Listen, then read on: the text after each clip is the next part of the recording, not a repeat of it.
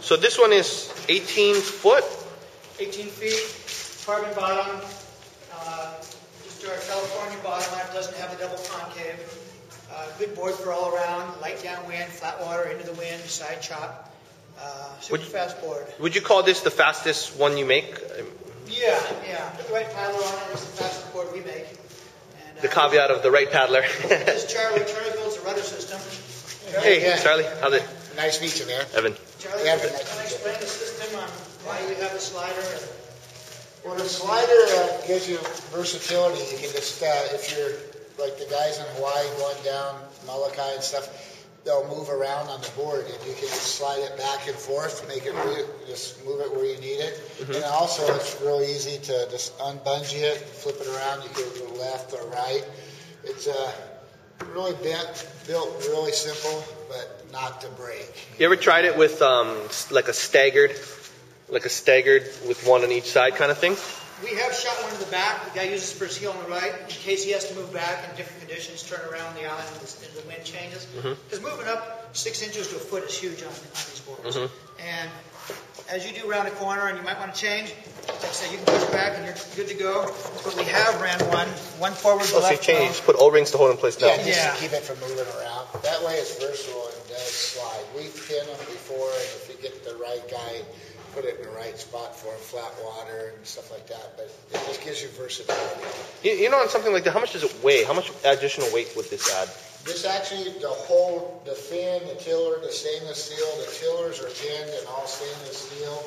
Everything is only like 3 1/4 pounds total. So it's not that much make a difference.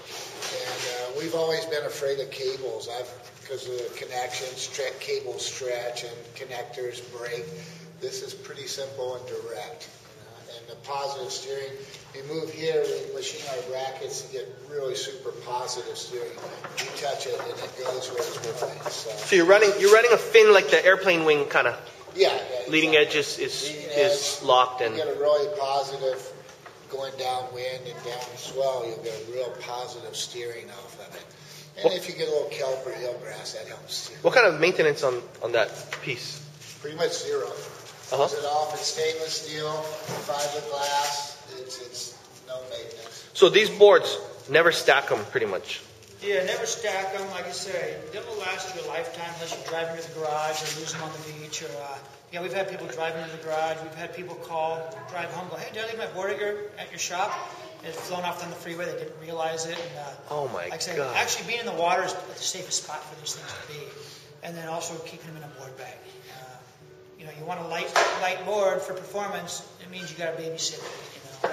There's some guys that live in different spots that they're not racing and they want something durable because they live far away, and Canada, and up in Seattle and Washington, where they're out by themselves, and a board gets a ding, they're in trouble. So we're glassing their boards really strong, and you got the durability on them. So we'll build a board for whatever anybody wants, whether they're real light or really strong. I believe in the strong board because once it breaks or buckles, it's no good. You're not putting these back together. So you got an air vent in these. That's the only place water can enter, basically? Yeah, take them down, there should be no water entering. And we just do this, take it to altitude or heat, let it breathe. Direct heat from the sun can kill these boards. So we tell everybody, put it in a board bag. So even you put it in a board bag, even though the convection heat can still cook it. Convection heat isn't what's cooking it. It's that direct radiated heat where the sun's baking on it. You can actually smell it. You can smell it cooking the epoxy and resin. Because the EPS will melt at like 130 something, won't it? Yeah, it will, and that's where the board has a problem. In a bag, there's not a problem with that. Oh, okay. It's a big bag. yeah, the carbon gets so hot you can cook an egg like a frying pan. You can't touch it. It's like a frying pan. So you like that kind of middle ridge on these, or is that just? Well, it gives it strength. It's an I-beam. Right. To go the flat deck. For the stiffness, right? Yeah, you're putting all your weight, you're standing up, and you're bouncing on it. It's going to buckle. On these boards, you're opposite turning anyways, so you're not doing the surf stance in this because it turns opposite. So this is your I-beam down the center. We will do it if the guy wants to take it out, but he's going to be on his own if he buckles it. There's no strength if we do it the other way. Water runs right off. Yeah, water banks up, runs right off, had great success. You step back and turn it. It doesn't pull up, and it's all the strength you need. It's your I-beam down the center. It's your stringer. Can we see the bottom? Yeah.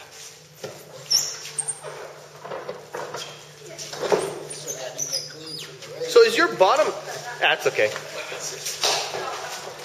The bottom of this board looks almost round in the middle. Is It's got it? a little bevel. It's got a 3/8 bevel in the middle. Epoxy rails, 3/8 bevel.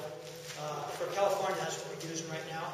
We do have some flat bottoms and double concaves, but we found this is for all around use, our fastest everyday board. So in your time test on something like this, how much faster is it than a the double concave or a flat bottom? It's a little faster with me on it. A good paddler who's so much faster than I am. I'm a recreational paddler. So I can test boards and I know what I can get the boards to do, average and max speed. This is good because it loves flat water. It can pierce right into the wind. It can go minor downwind. Goes great side wind. Doesn't have all that windage blowing your side. And for right now, this is the fastest board we have. I wouldn't send this board to Hawaii without double concave. Basically, this is the same board I send to Hawaii with double concave in it. Just for stability? Stability and picking up the runs to carry the runs out. Mm-hmm. Yeah, this is pretty much our California everyday board. That knifey boat type nose you got in most of your boards now, huh? Yeah, it penetrates right through the swell. It just knifes through the swells, and it got a little bit of displacement all over around this. Got the box in this for stability, and it runs out the back with release. So you have great entry, great release, and if the rocker's right, it shouldn't slow you down. So are you still doing that kind of planing nose too, or not really anymore? No, not on these boards. Yeah. No. We do get people who want to experiment, and we'll build them whatever they want. But we try to keep, if we can put that much money into something, we try to keep them on track. Yeah. How much do these cost? $3,500, as you see, with the carbon graphite rudder system, color. And there's carbon underneath the deck too. Got 2 layers of carbon on the deck here. So it should be somewhat almost bomb-proof, almost, as long as you take care. Yeah. You're not going to hurt a paddling unless you're caught inside or you run to the ground. Cool.